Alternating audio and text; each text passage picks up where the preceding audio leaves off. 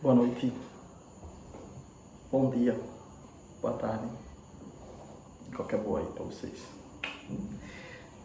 Turma de processo de trabalho, aula número 6. A gente vai tratar aqui sobre o finalzinho da aula 5.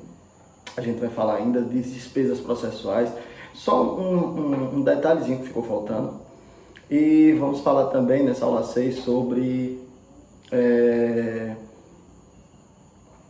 nulidades no processo do trabalho. Vamos começar a falar sobre nulidades no processo, como é que elas podem ocorrer, como é que pode ocorrer esse tipo de nulidade no processo. Comecemos. Então, o que é que ficou faltando falar aqui, no caso das despesas processuais? A gente ficou faltando falar sobre as hipóteses de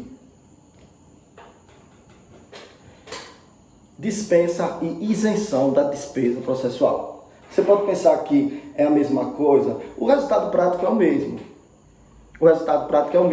E qual seria? As partes não vão pagar as despesas do processo. Então, no final, o resultado prático é um só. As partes não vão pagar as despesas do processo. Entretanto, tem diferenças entre dispensa e isenção, tá? Do pagamento das despesas do processo. Tem diferença.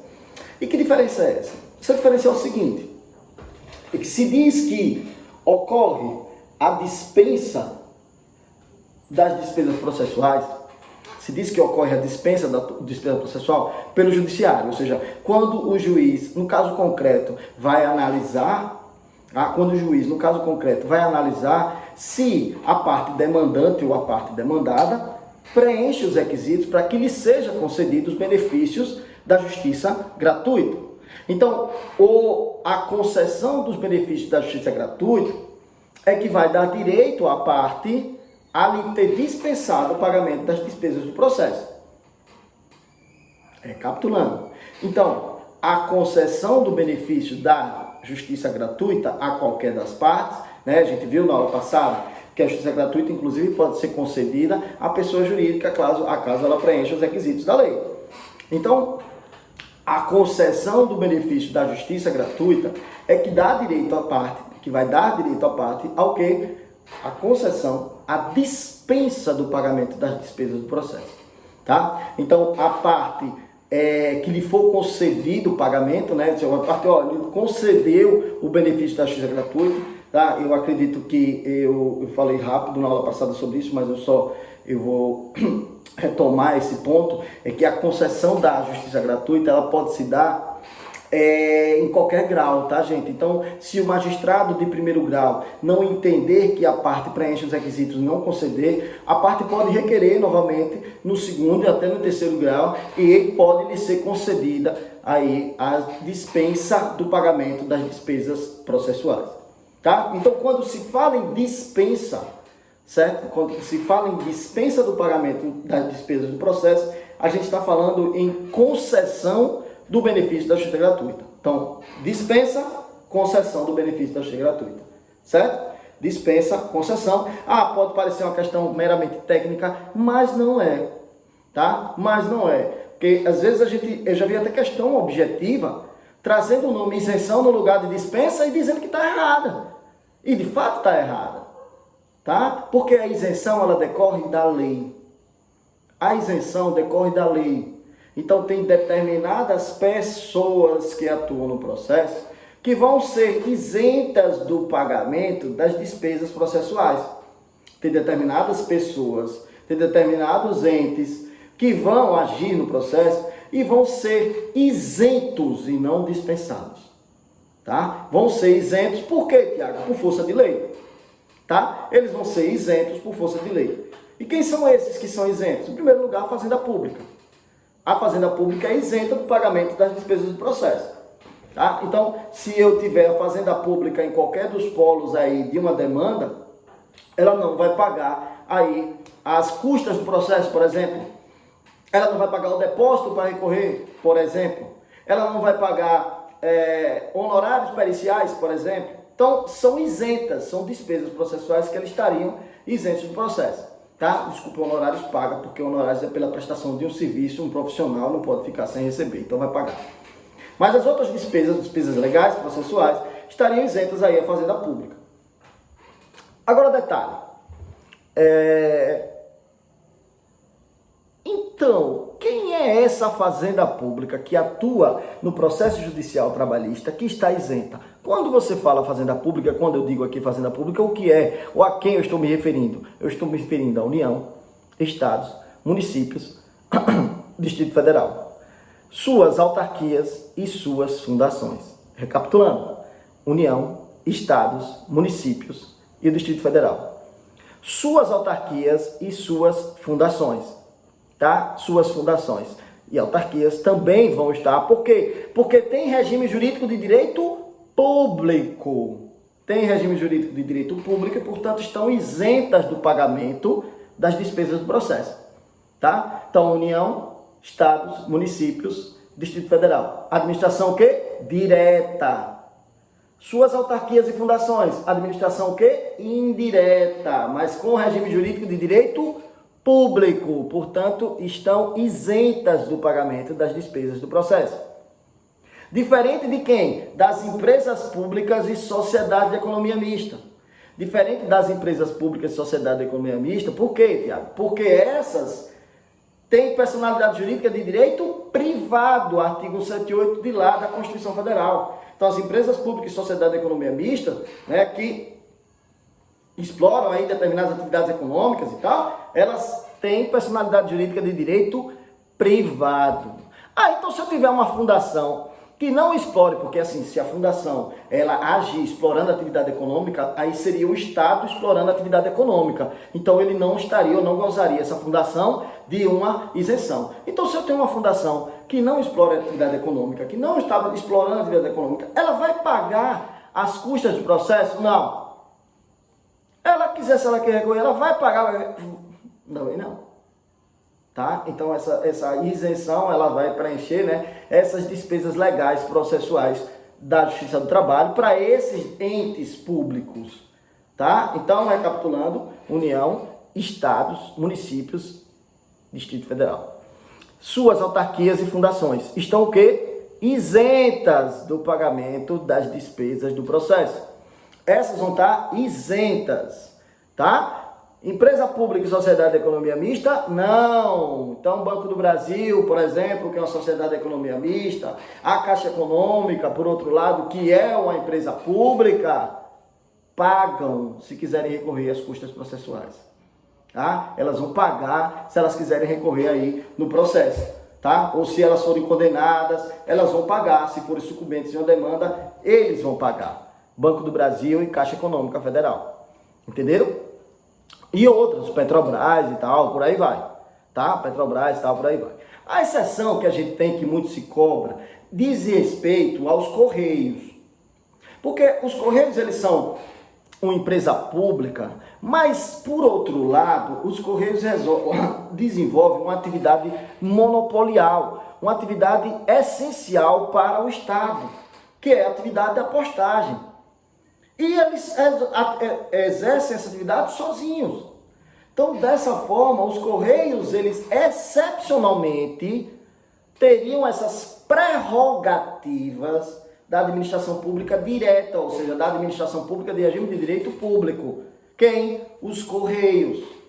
Tá? Então, nesse caso, os Correios estariam isentos do pagamento das custas processuais, por gozarem da mesma prerrogativa, né, desses entes, já que, apesar de serem, né, empresa pública, né, com regime jurídico de direito privado, eles exercem uma atividade de monopólio de serviço público, certo? Que só eles exercem essa atividade pelo serviço público. Sendo assim, eles têm, por decisão judicial, inclusive posição do STF, a mesma prerrogativa quanto à isenção dos entes públicos ou dos entes, né, estatais de direito público. Ok? Então anota aí: Correios, tá? Estão isentos do pagamento também, ok? Quem mais estaria isento? O Ministério Público do Trabalho, tá? O Ministério Público do Trabalho, ele é isento do pagamento das despesas processuais, tá ok, gente? Então o Ministério Público do Trabalho, né, que atua junto à Justiça do Trabalho, estaria aí isento do pagamento das despesas do processo, certo? O Ministério Público do Trabalho estaria aí também isento do pagamento dessas despesas. Quem mais? Quem mais está isento? As entidades filantrópicas. Depois da reforma trabalhista, as entidades filantrópicas que não têm ou não exercem atividade econômica, tá? Ou seja, atividades que contribuem para o Estado de uma certa forma, mesmo que indiretamente, elas também estão dispensadas do pagamento das custas processuais, tá? Elas também estão dispensadas do pagamento das custas processuais. Desculpe, estão isentas. Olá, estão isentas por força de lei, certo? As entidades filantrópicas também estariam isentas aí do pagamento das custas processuais. E quem mais, Tiago, estaria isento? Então, as empresas em recuperação judicial e a massa falida, certo? Empresas de recuperação judicial e a massa falida, né? A massa falida, quando decretada a falência, que é administrada por um síndico, também está isento do pagamento das custas processuais, tá? Também estaria isenta aí do pagamento dessas custas processuais, tá, gente? Então, a massa falida, aquele patrimônio e todo, não sei o que, estaria isento. Empresa em recuperação judicial, ou seja, que entra com ação no juízo comum, na Justiça Universal, lá para recuperar-se, né, para recuperar seus dividendos, aquela coisa. Então, essa empresa, né, uma vez decretada que ela está em recuperação judicial, ela também está isento do pagamento aí das custas processuais. Tá ok, gente? Então, isenção e dispensa, é isso aí para vocês que eu tenho que trazer. Agora a gente tem um finalzinho de aula para falar sobre nulidades no processo do trabalho, tá? No plano 4 de vocês e seguindo a ordem aí do processo do trabalho, a gente tem um assunto interessante que trata dos atos, né, processuais e suas nulidades, o que deve ser alegado ou não, o que pode ser aproveitado ou não. De antemão, a gente tem que entender que a finalidade do processo trabalhista é instrumentalizar um direito de caráter alimentar, qual seja o direito do trabalho. Por conta disso, o direito processual do trabalho, ele tende a ser menos formal do que o direito processual civil. Mas dizer que ele é menos formal não quer dizer que a gente vai desobedecer o que diz a Constituição Federal a troco de chegar ao final do processo, tá? Porque tem que ser respeitadas determinadas garantias processuais constitucionais, tá? E uma vez desrespeitadas, a gente pode ter aí gerando uma nulidade. Por quê? Porque o processo, ele é uma atividade de direito público, ele é exercido pelo Estado. E sendo assim, né, o processo sendo exercido pelo Estado, ele tem que respeitar o que, Tiago? Princípio da legalidade. Então, ele tem que, ainda assim, respeitar o princípio da legalidade. Tá, algumas raras exceções a gente vai ter? Vai. Na prática de atos processuais, a gente vai ter agora nessa partezinha das nulidades. Mas, ainda assim, né, há a exigência de não se atropelar a lei em detrimento de chegar rapidamente ao processo, por exemplo, e desrespeitar, sim, garantias processuais das partes. Tá? O processo, afinal de contas, ele deve respeitar, né, o princípio constitucional do devido processo legal. Tá? Então, uma vez ele não respeitando esse princípio, você teve que desrespeitar o direito de uma parte de exercer o contraditório ou ampla defesa, por exemplo. A troco de quê? A troco de atropelar e chegar ao final do processo, né? A troco de garantir simplesmente que uma das partes se sagre vencedora? Não dá. Não dá para fazer isso. Por isso que a gente tem alguns princípios que vão lidar nessa seara das nulidades e estão dispostos nos artigos 795 a 798 da CLT. Tá? Então esses princípios é que vão trilhar a gente. Vocês podem acompanhar pela CLT, assistir essa aula e acompanhar, porque o grande X da questão das nulidades no processo do trabalho é que elas estão dispostas na própria CLT. A gente estuda aqui através de princípios, né? As nulidades a gente vai estudar aqui através de princípios, mas é só ir acompanhando princípio a princípio que a gente vai encontrar lá na CLT. Princípios que tratam sobre nulidades, tá? Então, antes deles, só que esclarecer um pouquinho para vocês. Os atos processuais, eles compõem aquilo que a gente chama de procedimento, que compõe aquilo que a gente vai chamar de processo. Então, os atos processuais, eles podem sim ser nulos, eles podem ser inexistentes, ou eles podem ser anuláveis, Tá? Então, os atos inexistentes, os atos processuais inexistentes, a gente pode dar um exemplo de uma sentença assinada por quem não é magistrado. É só você olhar os pressupostos processuais de existência. Então, se um cara não é magistrado e assinou a sentença, eu, por exemplo, lá na unidade judicial, estou com pressa e quero que tudo saia e assino a sentença, aquela sentença é um ato processual inexistente no processo, porque nem jurisdição eu tenho. Um ato processual, ele é nulo quando ele diz respeito, de repente, um pressuposto processual de validade para ele. Agora a gente saiu da seara da existência e estamos no pressuposto processual de validade. Quando ele diz respeito, por exemplo, um pressuposto processual de validade, a gente pode dizer que um ato processual ele é nulo. Tá? Por exemplo, quando a gente tem a citação de quem não é parte no processo. Tá? A gente tem a citação no endereço de onde a parte não exerce mais ou não está lá e o processo continua. Ou seja, a gente tem uma citação nula, um ato processual nulo, de natureza absoluta e reconhecido até de ofício pelo juiz. Então esse é um ato processual nulo. E a gente vai ter também um ato processual anulável, ou seja, quando a gente vai ter uma nulidade relativa. Viu relativa? Interessa mais as partes podem suprir se não trouxer prejuízo para elas. Tá? Interessa mais as partes e elas vão poder suprir se não trouxer prejuízo de repente para elas. Isso aí poderia se dar do exemplo? Pode, a gente tem vários exemplos aí dessa nulidade relativa. Tá? Pode ser, por exemplo, a incompetência do juízo territorial. Né? Eu dou entrada em uma ação. Agora, para situar todo mundo, né? Estou aqui em Aracaju, tá? Mas meu último local de trabalho foi Maceió. Saí de Maceió, dei entrada na ação aqui em Aracaju, porque eu sou natural daqui de Aracaju e minha família está aqui em Aracaju. A empresa veio para a audiência, mas não alegou a cessão de competência. E poderia alegar. Mas ela disse, não vou, porque eu tenho uma empresa lá em Aracaju também, tenho preposto, tenho advogado. Para mim, tanto faz ele ajuizar em Maceió que em Aracaju. Então, gente, aí a gente tem uma nulidade relativa. Porque o juiz de Aracaju não é competente. O competente seria o juiz de lá, de Maceió. Mas ela não alegou porque para ela não trouxe prejuízo, para mim muito menos, pelo contrário, é vantagem. E a gente seguiu adiante. Tá? Ou seja, se essa nulidade não trouxe prejuízo a ninguém, a gente não vai se amarrar a essa forma, porque é uma nulidade relativa. Tá? Se diz respeito a uma competência relativa que o Estado delegou à vontade das partes. Princípios das nulidades. Primeiro deles, a gente vai ter aí o princípio da instrumentalidade das formas, também conhecido como princípio da finalidade. Princípio da instrumentalidade das formas, também conhecido como finalidade. E que princípio é esse? Esse princípio, gente, nada mais a dizer do que se a nulidade, ela atingir o ato processual, ele atingir a sua finalidade, independente da forma que ele chegou lá, a instrumentalidade das formas, ou seja, várias formas.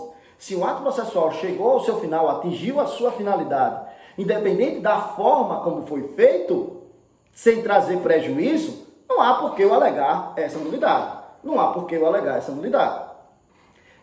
A defesa no processo de trabalho, para a gente ter um exemplo mais ou menos dessa instrumentalidade das formas, a defesa no processo do trabalho, antes da reforma trabalhista, a CLT dizia que ela deveria ser apresentada de forma oral, tá? Ela deveria ser apresentada de forma oral e em 20 minutos na primeira audiência. Então o juiz fazia a proposta de conciliação, abria a audiência, fazia a primeira proposta de conciliação e uma vez não havendo a proposta de conciliação, ele recebia a defesa.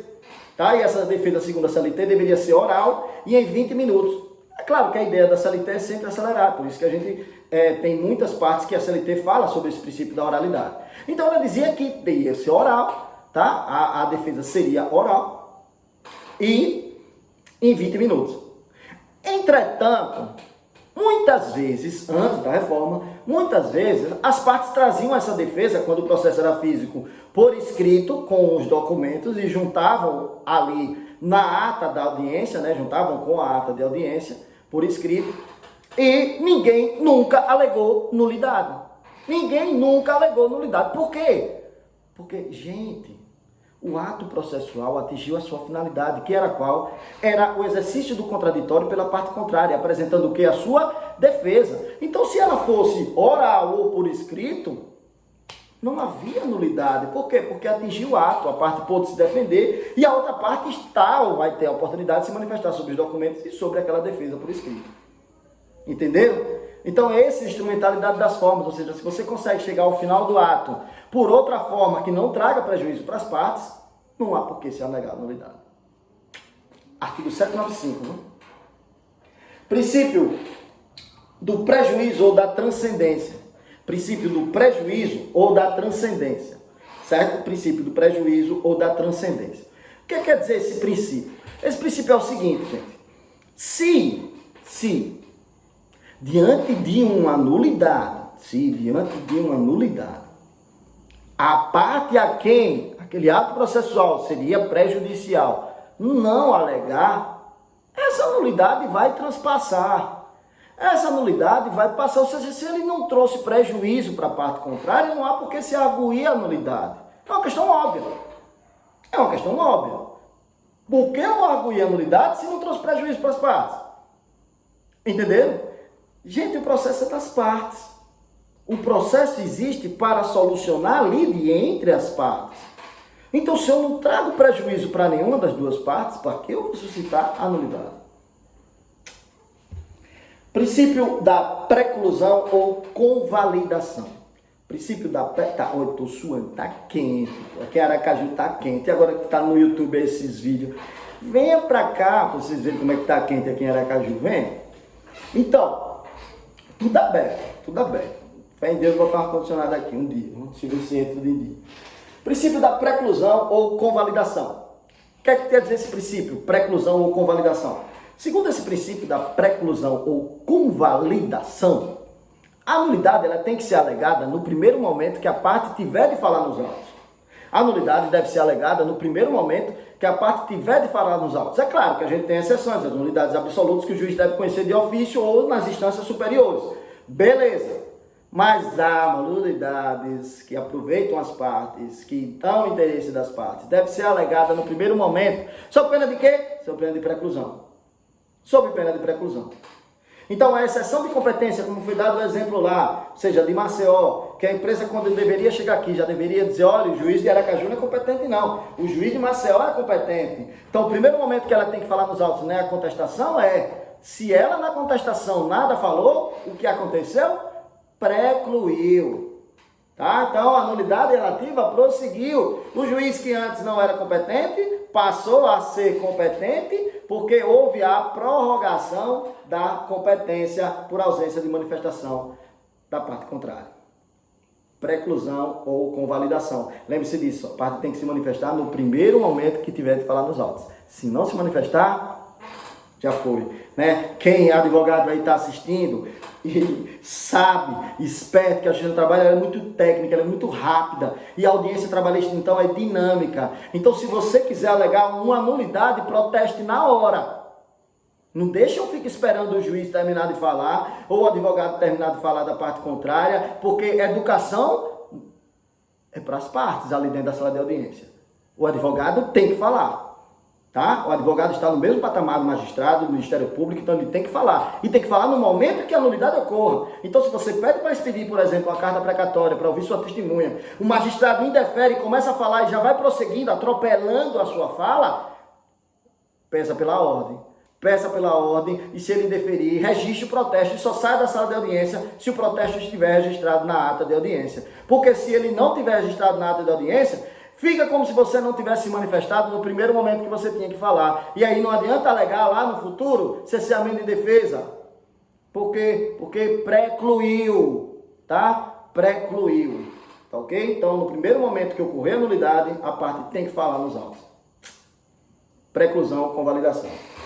Outro princípio da economia dos atos processuais, economia e celeridade dos atos processuais. Bom, esse princípio é bem óbvio, né, gente? É um princípio mais lá do direito processual como um todo, do direito processual geral. Ou seja, esse princípio diz o seguinte, que a gente, diante de uma nulidade, se não puder trazer prejuízo, se não puder trazer atraso nos autos, a gente tem que passar por cima, tem que adiantar, né? A ideia da economia dos atos processuais é você atingir a maior efetividade do processo com a menor prática de atos.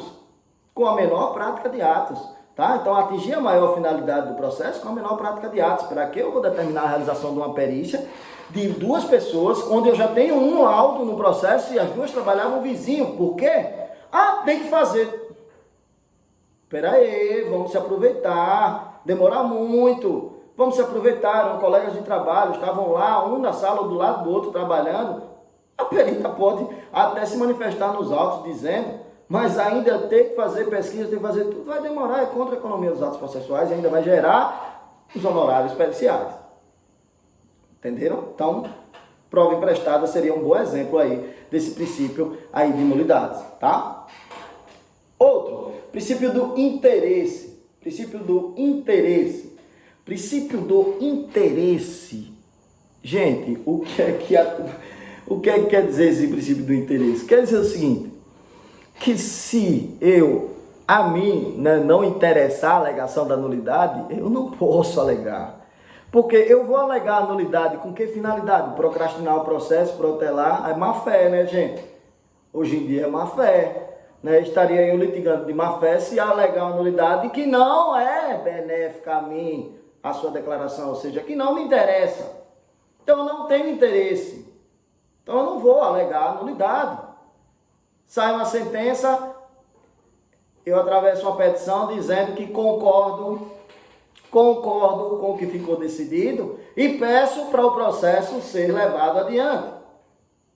No primeiro despacho do magistrado, eu me manifesto dizendo que não concordei com um dos pontos da sentença. Eu não tenho mais interesse, gente. Eu não tenho mais interesse em alegar. Acabou. Tá? Se eu concordei lá atrás, agora estou julgado. Não resta mais a mim alegar. Eu não tenho mais interesse para alegar. Princípio da utilidade. O último princípio aí de utilidade, se a gente terminar essa aulinha, que ela está extensa hoje, tá? Princípio da utilidade. Estou gravando essa aula no calor da gota, tá quente, é quinta-feira, já está chegando a hora da live, ó, já está chegando a hora da live. Minha audiência vai ser, olha, nenhuma, zero daqui a pouco. Então, simbora. Vejam, princípio da utilidade. O que é que quer dizer esse princípio da utilidade? Esse princípio da utilidade tem outro nome, que é também o princípio do aproveitamento. E quer dizer o seguinte, gente, por esse princípio, eu vou selecionar os atos processuais que são decorrentes daquele ato que é declarado nulo. Eu vou selecionar de sorte a aproveitar ao máximo os outros atos processuais. Então, eu só vou pegar daquele ato processual o que deles decorre, extingo, que é como se fosse aquela teoria da árvore dos frutos venenosos, ou seja, se é a árvore toda que é venenosa, não se aproveita fruto nenhum.